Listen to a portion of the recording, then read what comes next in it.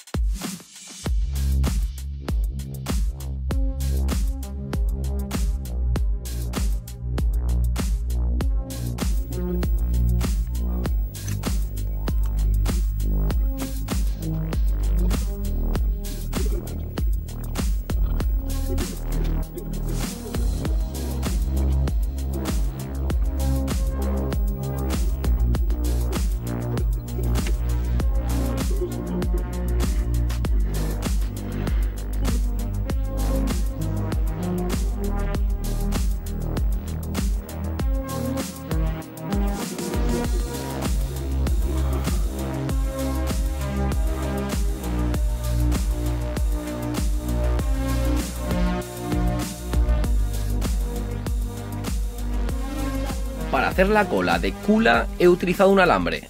Le doy la forma que quiero y la envuelvo con papel de aluminio. y lo fijaré con un poco de cinta de carrocero. Ahora la tendré que recubrir con masilla epoxi y unirla al cuerpo.